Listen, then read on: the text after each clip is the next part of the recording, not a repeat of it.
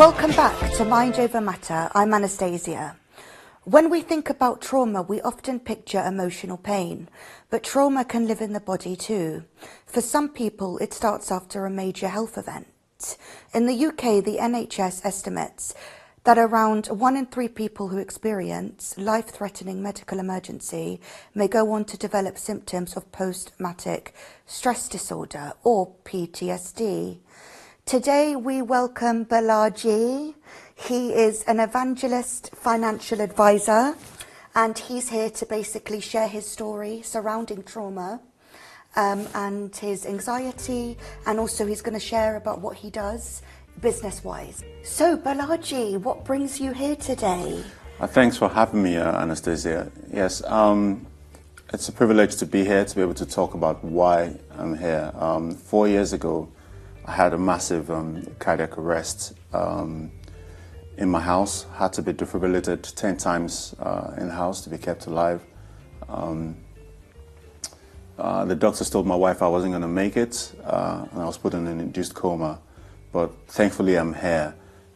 There was a long journey of recovery, and it all went well. I was happy, back to life. But then a year later, my ICD in my chest gave me a shock 4 times in the space of a month. When that happens, it's a violent shock, and it needs, it's like someone shot you in the chest, basically, and I needed counseling. After those shocks, I didn't understand why my body was misbehaving, dizzy spells and all that kind of stuff. And one night, I woke up and the word PTSD came into my memory. Then I just looked through the symptoms. What are the symptoms? And I could take them one by one: vertigo, heavy legs, all that kind of stuff. Things that the doctors couldn't identify. And that's when my journey started in understanding how I needed to be able to battle the anxiety and the panic attacks that had kept me in the room in my house.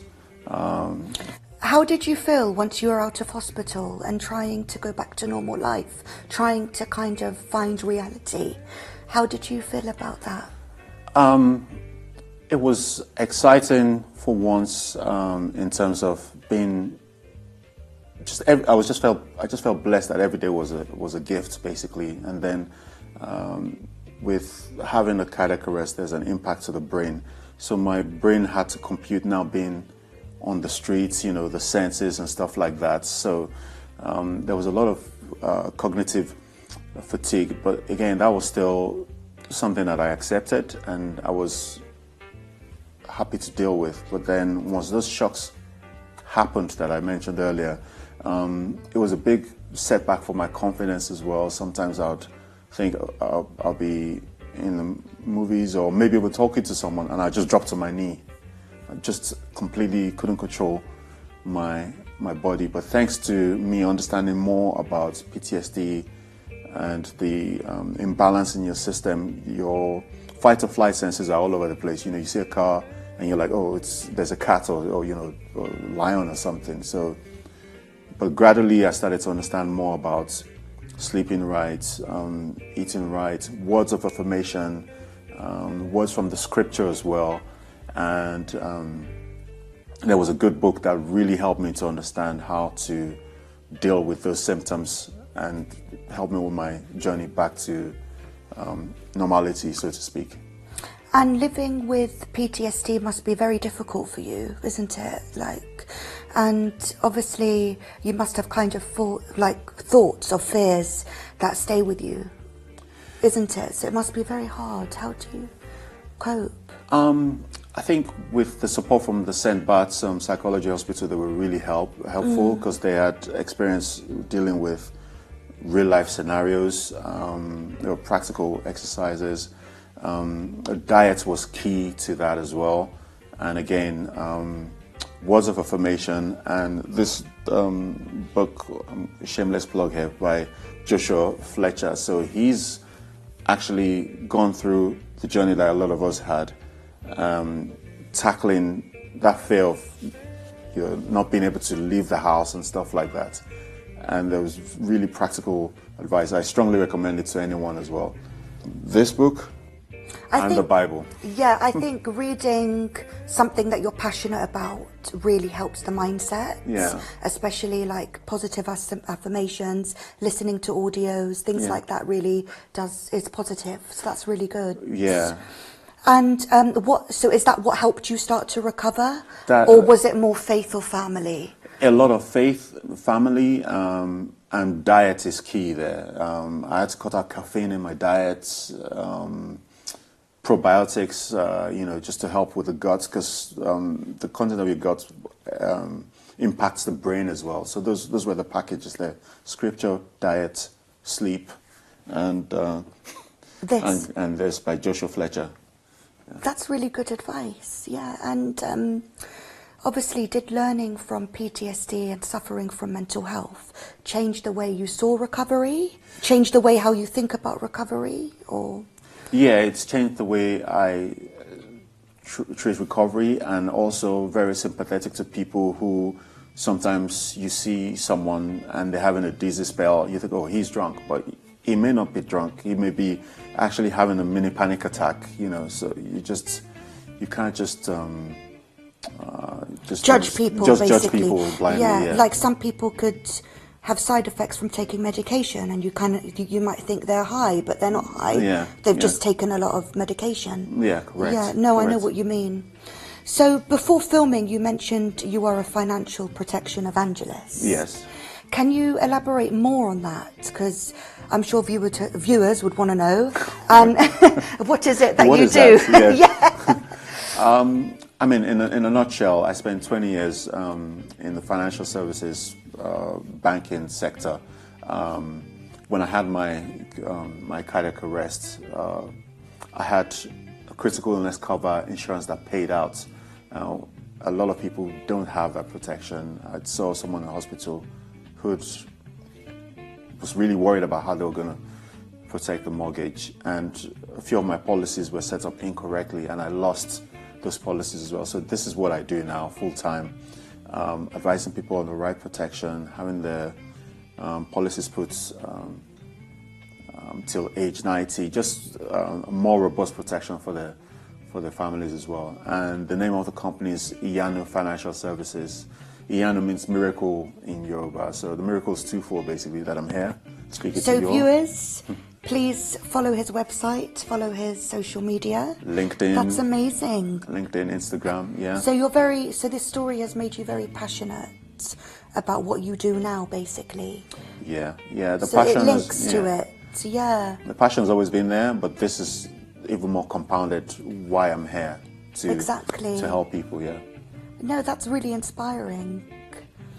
If you've experienced trauma, anxiety, or you're struggling after a serious health event, you are not alone. Support is available on the NHS website. You can find it on www.nhs.uk/PTSD. Link is below. And thank you, Bolaji, for sharing your powerful story and for reminding us that recovery is not just physical, but it is emotional and mental strongness too. Just to let you know, viewers, we're not mental health specialists or psychologists. This is for you, for your awareness and for your inspiration to hear these amazing stories. Thank you, Bolaji. Thank you. And is there anything else you would like to share? I just want to say thank you to my Lord and Savior Jesus Christ, because without him I wouldn't be here. To my wife and to the hundreds of people who were fasting and praying for my recovery. And and thank you for having me. This is a platform for me to be able to spread not just my faith, but also to give practical advice to people who are suffering from mental disorders, panic attacks and things like that as well. Yeah, thank you. And we hope to see you again. I'll be back. So let's now hear from Carol and Donna, who will be sharing their experience with hypnosis. Do stay tuned.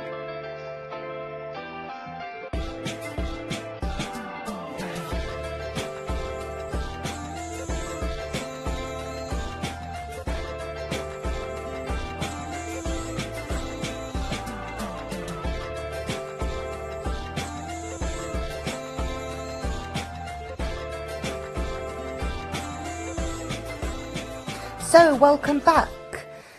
Many people think of healing as something that starts with the body or by talking about our feelings.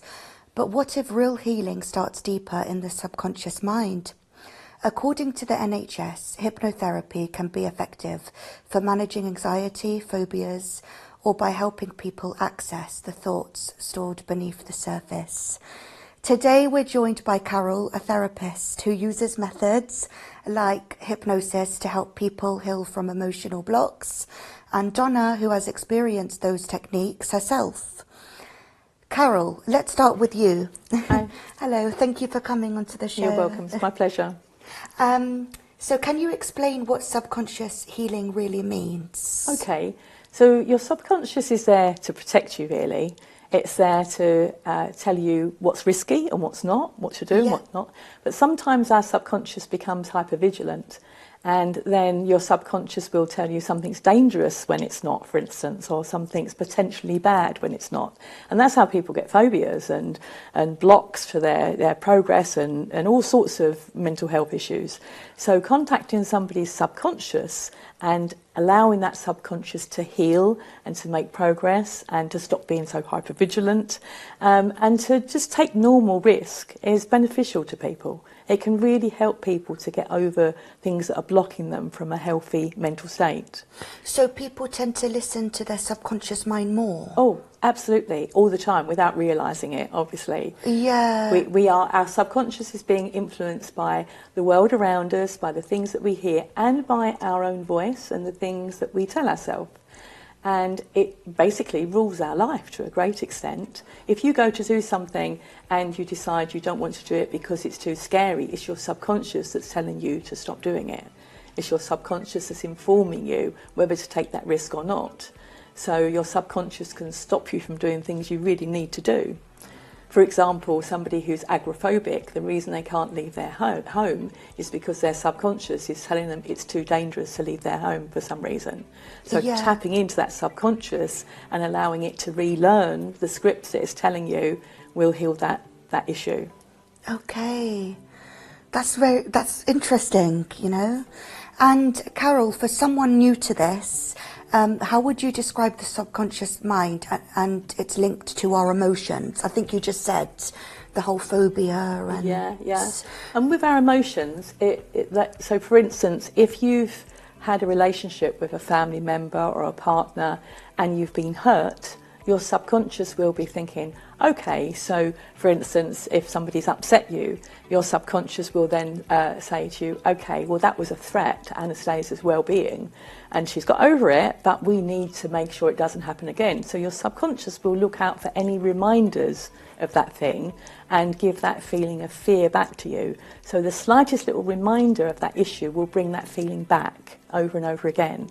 And quite often, over time, the reminders that your subconscious reacts on become smaller and smaller. And with some people, they really don't even remember the original issue. They just know that every time they attempt to go into a relationship or have a conversation, it feels bad. And that's how your subconscious reacts to it. So when they say you need to listen to your mind more than your heart, do you agree with that? Well, I think your heart is your subconscious in a certain way. I think your heart is some people call your heart feelings your instincts. Some people call your heart feelings their higher self or their soul, depends on your belief. But I think what people refer to as their heart feelings can be tapped into and used to help them to heal, help them to be a more comfortable person. I don't think there's a clear division between those things. No, okay. And how does our mental state affect the body and vice versa? Okay, so your mental state affects your body because every time your brain changes and goes into fight or flight, some sort of distress mode, your whole physical body changes. For instance, if you start to go into fight or flight, which happens more often than we realise, it shuts down your digestive system. It diverts the oxygen in your blood to your extremities rather than your inner body. All sorts of things like your bladder, your lungs, your heart rate, everything is affected.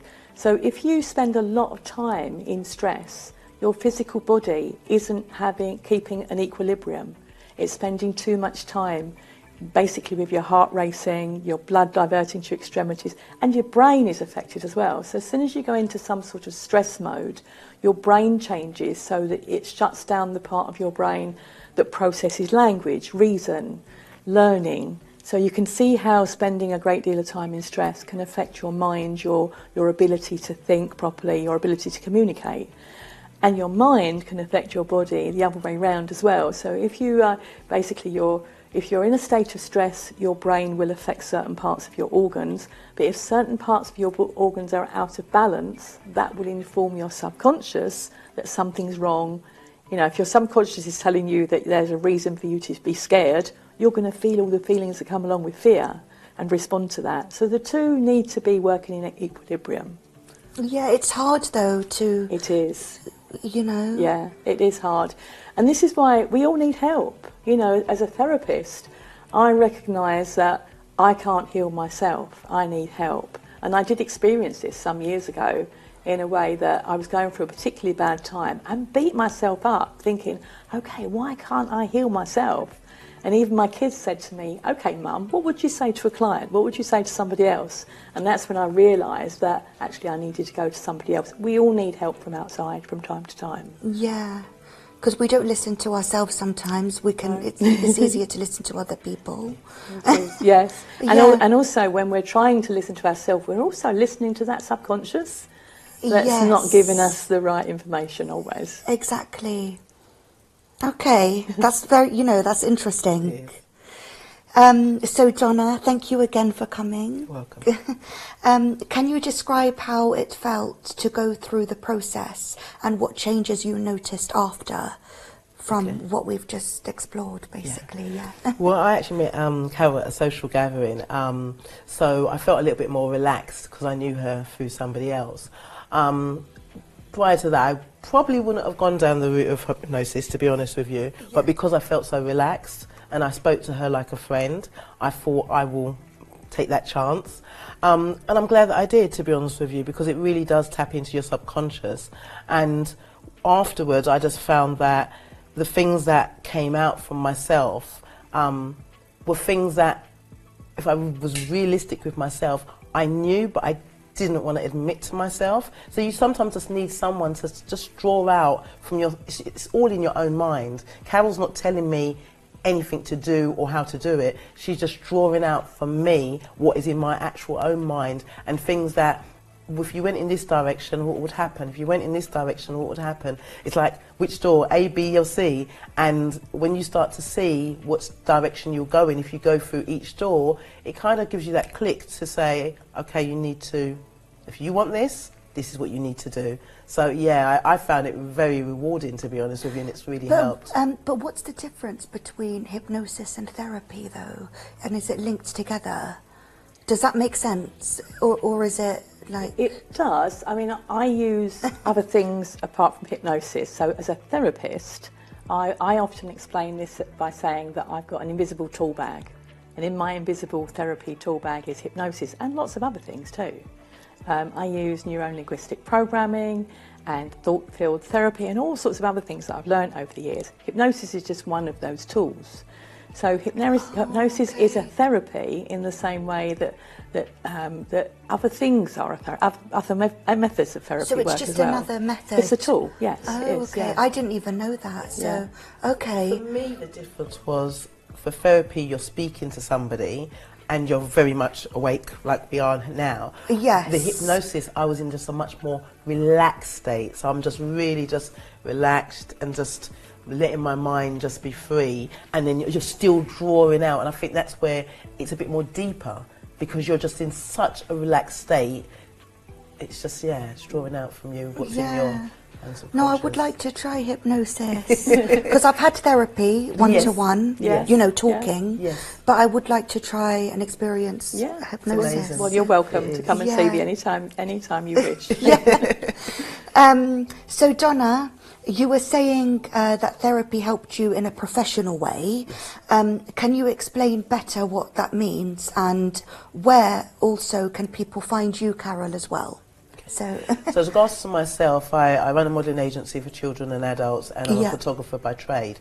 And obviously because of things that have happened in my personal life, I stopped for a little while just to research. And with speaking to Carol, it actually allowed me to understand my blockages. So then it allowed me to go back into what I was doing in a deeper way. And with that, I could then start helping other people with what I enjoy doing. So I do workshops for children and adults to help build up their confidence. So with that, as I said, through speaking to Carol, it actually just tapped into my subconscious to say, okay, what do you want to do? And if you go through door A, B or C, what will be the outcome? And then it's almost like me looking into the future of what do I want from this? And then it made me go in deeper into what I wanted to do. So it just gave me that push that I really needed. Yeah, so it really helped you, not just emotionally, but through your work life as well. Yes. And then the workshops that I do, it actually helped me to actually go through and start doing those. Yeah, that's amazing. Yeah.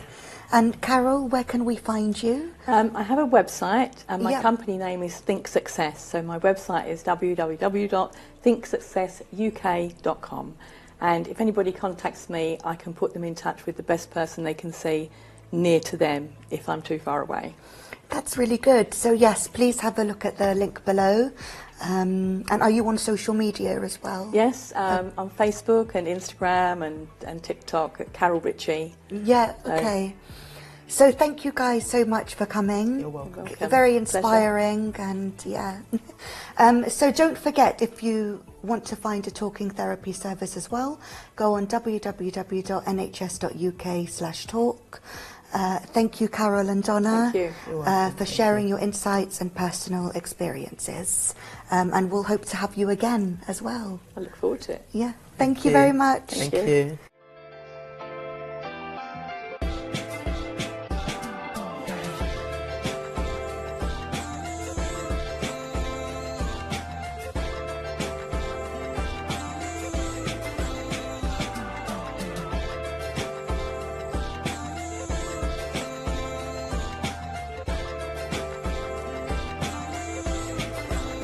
Welcome back to Mind Over Matter. I'm Alex Ranahan, and today we're talking about something many people experience but rarely admit: imposter syndrome.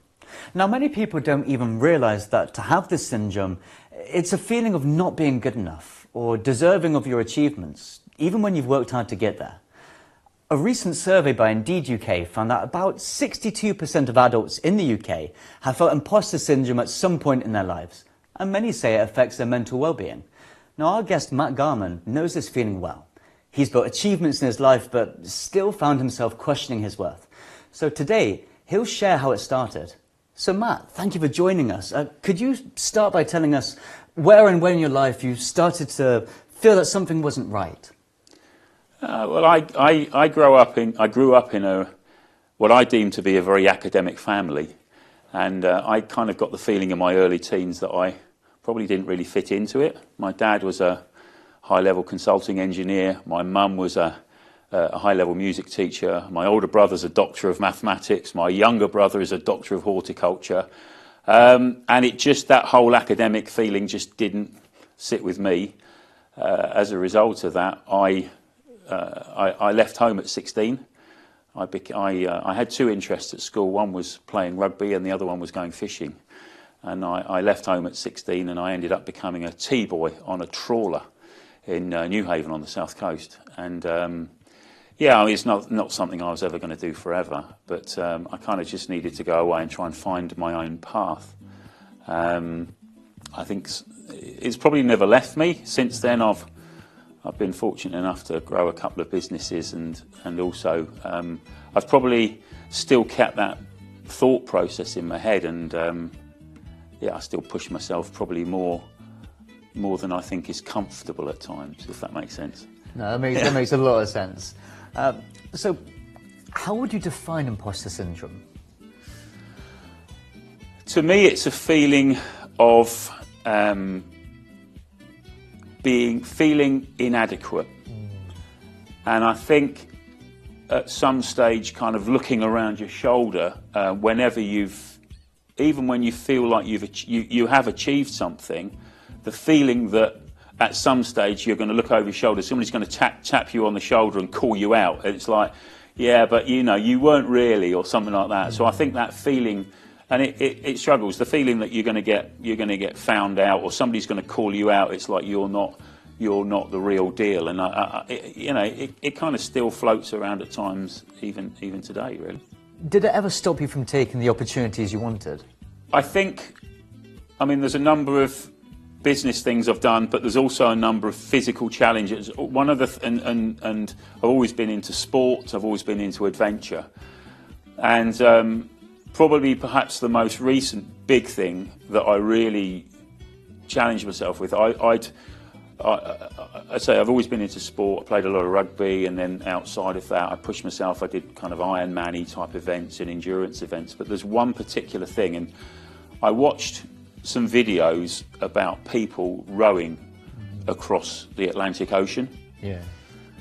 And I was struck by it. It's like, have these people got something that I don't have inside me? And that in itself was a feeling of imposter syndrome. And it's like, I've got to, and then after a period of time, in actual fact, what compelled me to do, I lost my dad during lockdown.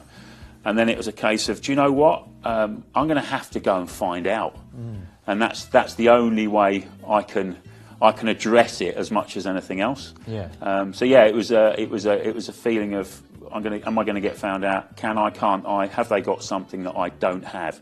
And then push on from there, really. Did support from others, like your friends or your mentors, play a role in your journey? They have. I think I've got this thing that I've had in my head for quite some time. I've always had people that have encouraged me in sport and business. Sorry, sport and the adventure. And then also I've had in business, I've had what I call a virtual board. So I've got sort of 3 or 4 people who, you know, they may not be, it's not formal or any structured or anything like that, but there's 3 or 4 people in my life that I've had for quite some time that they know me. They know my character. I'm very comfortable being uncomfortable, and I'm very comfortable being, I feel like I'm being vulnerable with them, and I can share, and I kind of say, this is how I feel. And those kind of people have been very, very helpful for me, and if ever I've had conversations, sometimes it's been over a coffee, or it's been over a meal or something like that. And it's like, and then they've given me that reinforcement. It's like, well, Matt, you know the answer. You just need that extra little bit of, dare I say it, sometimes validation, as much as anything else, to get you to push on, and whatever that happened, that challenge or what that hurdle happens to be. So what have you learned about valuing your achievements?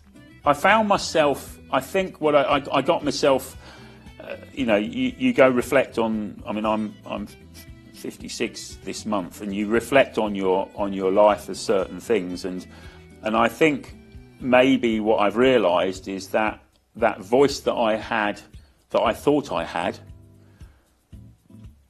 actually wasn't there anyway. I always felt that I didn't fit into the kind of family mindset. I mean, I think I struggled in the fact that the only level of benchmarking in my family was academic success. And it's only recently that I realised, and maybe, in 5, 10, 20 years or something, I've realised that in actual fact I am good enough, and that's only one benchmark.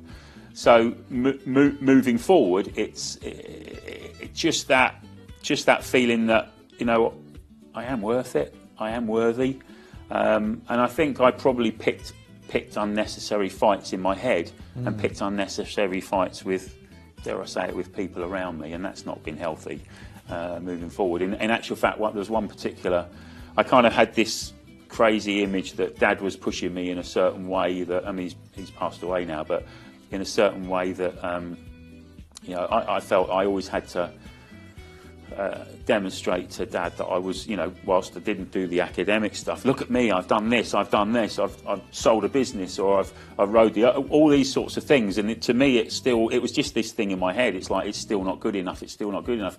And there was one particular day or night, on the ocean and I'm rowing, and we must have been rowing for five weeks. Big weather, stormy type stuff, and you're up against the world, you're up against the ocean, you're up against yourself. And I remember shouting out, just out of pure, it's like, well, if that's just not good enough, then I don't care anymore. And it was almost like a huge release. It's like, do you know what? I am worth it. I am good enough, and I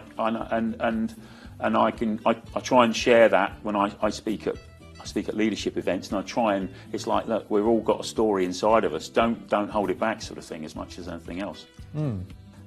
So look, if someone feels like they're not enough, even when they're trying their best, what would you say to them?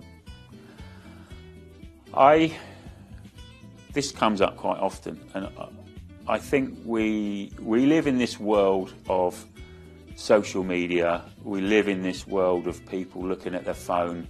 Everyone's living their best life and photos of this, and I'm going around the world and all these sorts of things. Or I'm doing all these glamorous things, and this is what you see, and obviously it's in our face. It's in our face all the time, and the biggest thing that I can take away, and the biggest thing that I've learned is I am me, and the biggest thing is, don't compare yourself to other people. There is only one person we need to compare ourselves to, and that's the person we were yesterday. And am I better at what I do? Am I better as a professional? Am I better as a human being? Or am I a better version of me? And to be honest with you, that's my biggest message when it comes to those sorts of concerns, queries. And even I have it, there's times when we all have self-doubt at periods of time. So to me, I break it down, and it's like, am I better at whatever I'm doing, or am I a better person than I was yesterday? That's fine. And that's all I can do. It's almost like you're measuring yourself towards where you were as opposed to where you're going. Yeah. Because whenever you're going forward, that's going to move. But the person you were previous, you're always building on top of that. Totally. And then there's also times when what you started looking for or aiming at, you start on the journey and you go, do you know what? That's not quite as interesting, or it's not quite as appealing, or in actual fact that doesn't feel like the journey that I thought it would do. Yeah. And it's okay.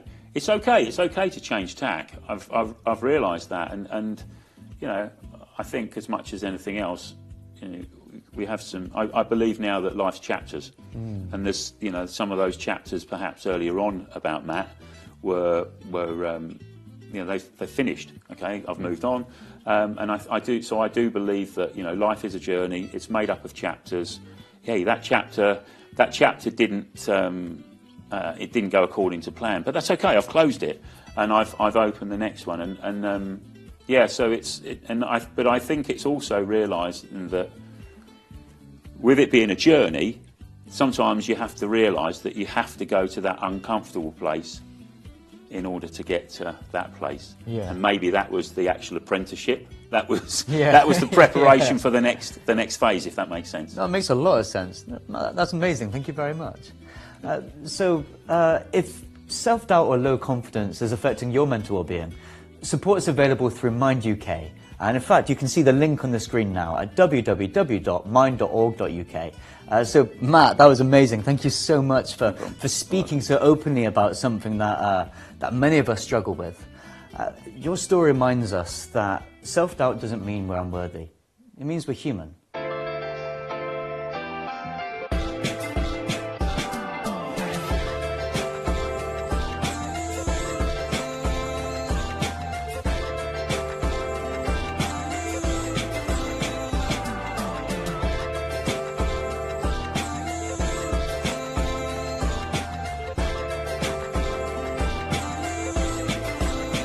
Welcome again to Mind Over Matter. I'm Daniela. Today we're talking about motivation.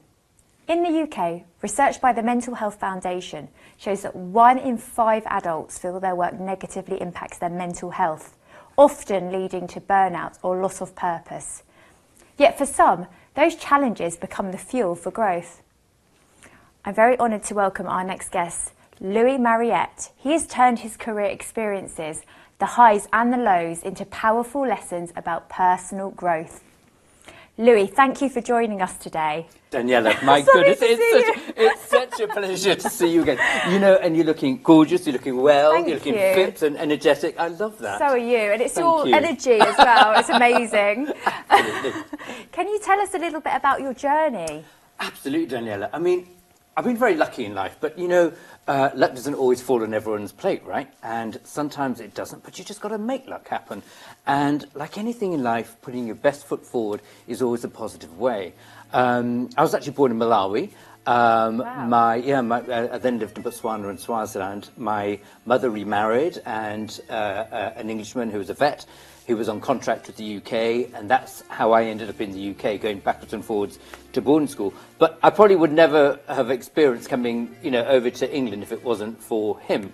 But also having this life in Africa, so it was the best of both worlds. But what I had in Africa, you know, as a person in the LGBT community, I might not have been able to flourish and thrive, right, in Africa, because, you know, there's certain areas where you can't be who you are there. So I found coming to England was a remarkable country. People gave you opportunities, people were kind to you, people were giving, and if you were hungry as an individual with enthusiasm and drive, I think you can go far in life. And I think, you know, whatever I find, if someone's watching out there and there's just one person that can take 1 or 2 tips from me today, I've done my job, right? You know, Absolutely. So I think it's really important that.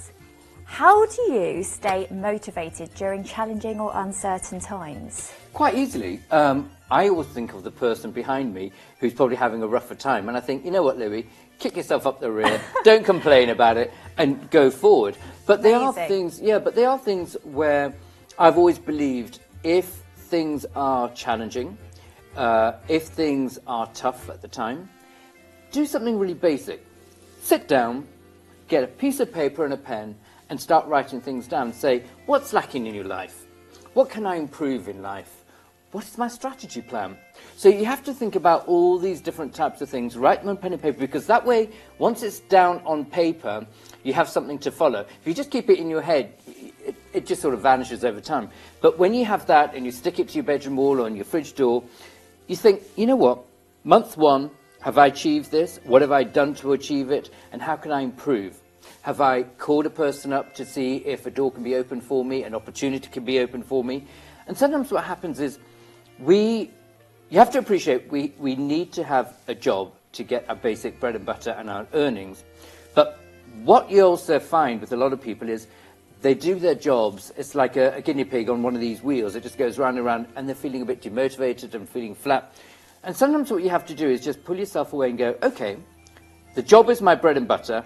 What can I do outside work which will fulfill me? So that could be, you know, you could be going to creatively, you could be going to a pottery class, you could be doing an art class, you could be joining the gym.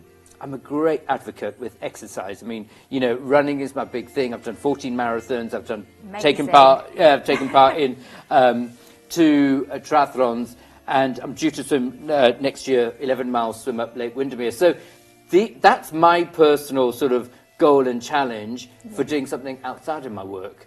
And sometimes you've got to put that into your life to inspire yourself and reignite yourself. And also remember this one thing. People think, oh, I'm not flush, I haven't got much money. You don't need much money, because at the end of the day, there's lots of, if you research, there's lots of communities, there's lots of organisations that are more than willing to help and support and being part of a group. And one of the best things to do in life is to talk. Absolutely. And talk to you. And I talk too much, right? I love your talking. I can listen all day. So how important, Louis, has personal growth been for your professional journey? Oh, absolutely. So I originally started off as a party planner. From there, wow. Yeah, a friend had been seeing these headpieces I was making for my hosts. And what was quite amazing was a creative director, Michael Dye, had seen what I was doing.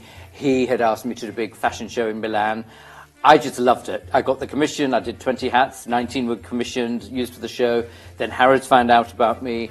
Through that journey, it was quite bizarre, actually, and through that journey, you know, I made other doors open. You know, I knocked on doors. You know, nothing comes on a silver platter, right, for free. Absolutely. You've got to knock on that door, you know, if you want an entrance. And if you don't knock, you don't get an answer. So I knocked on doors, and then just over time, Britain's Next Top Model approached me to be a judge. I worked with Lisa Snowdon. I ended up at number 10 Downing Street twice. I worked with on a presentation with Sherry Blair. Fundraised for the Children's Trust, as well as St Thomas Lupus Trust. I've taken part in fundraising recently for the environment. It's for the Marine Conservation Society, so that'll be for my swim next year. Amazing. And then I also developed my own perfume, which was something I always wanted to do. So it went from my hats I was creating to perfume, which is the greatest, like a bon mariage of ladies who want something beautiful to wear and then to be, covered in a beautiful scent. And so the day of lockdown, while everyone was, panic moment, what we're going to do? I was like, oh my God, this is heaven, it's creative time. And I created the perfume sculpture, which is one of the world's most unique, unusual perfume sculptures. And it's all based on the Far East and the Orient, with auspicious symbolisms all around it, from intertwined Japanese cranes, meaning love and longevity. Where can we see the sculpture? Oh, well, you have to go to my website. Okay. Yes, so do peek on that. And and hopefully you'll get to see the creation there, and also to try on the scent. Absolutely. Make an appointment with me. Yes, please. So how do you? Obviously, it sounds like you've been in a lot of high pressure environments. So how do you protect your mental health? We all have different ways of protecting our mental health. I firstly don't. This is a very personal thing to ask me this. So we're all different in our ways. Yeah. I don't see my mental health as my mental health. I just see it as me, Louis. And one of the things I've been a great advocate for is my exercise. So my day begins at 5 o'clock in the morning. I'll be jumping out of bed, make the other half, the tea and the fresh fruit. And once that duty's done, I'm off to the gym. I'm working out in the spa. I'm doing all my exercises. Amazing. Seeing friends there, and then as soon as I've done that, it's into the studio, working on designs, creations, working on the press, whatever it is I have to do for the day. So for me, I definitely think exercise, especially cardio, it's just the best thing. And you know what? You don't need to go to a fancy gym. You don't need to, the in place. Forget all that stuff. You just need a pair of good trainers, get a pair of Adidas trainers and get out there running. That's all I say. Really? Jog and be inspired by nature. I mean, you go into the forest, or you're running around the city on all the pavements and seeing all these faces, these crazy faces everywhere. It's brilliant. I love it. Sounds like it sets you up for the day as well. So you do it in the morning, and your energy is just amazing. Yeah, maybe I need to dial it down sometimes. No, please do not. It's really good. Yeah, bit of a hyper kid. When I was a child growing up, some people are just born with hyperness. Walk into a room and you light it up, Louis. So keep the energy. Thank you. Louis, I want to ask you this. What's the one belief or principle that guides you through challenges? I think it's being honest, kind, respectful, understanding people, trying to problem solve and talk things through, not only with other people but with yourself. Yeah. Going back to the pen and paper technique, I mean, it sounds so antiquated, but sometimes just writing things down can help, because when you focus everything in your mind, it all becomes a little bit blurry and a lot happening, and then you're thinking of day-to-day living. And I just still think that bullet point and a target list to follow really does help. And just listen to people. If someone's in need, or you pick up that someone needs help, just take the time out to put your phone away. Computer can wait until another day. Shut the door and just spend time with a friend, or family friend, or whoever it is, and just listen. And talking is such a good thing. It is. What would you give to our viewers today to help rebuild their motivation? And me. No, do you know what? At the end of the day, do something for others sometimes can help. So in this particular case, we have a close dear friend, Angela. And my friend, who was her husband, we were at school, boarding school from the age of 9, with best friends, and he got very unwell. And I just thought, well, what can I do, to support and help? And Angela approached me, and, we've been supporting CCC, which is Care, Community and Cancer. She's been putting amazing projects, from celebrity auctions, amazing stuff that she's doing out there. And Miss Britannia was then formed for that. Our event, the polo. Absolutely, that's right. We did a celebrity catwalk show. It was amazing. And, you know, with the charity, I feel I need to give back something. It inspires me that I'm doing back something. And like most things in life, I think it's really important to just put your best foot forward. Oh, thank you, Louis. Louis, thank you so much for your very honest, down-to-earth conversation today.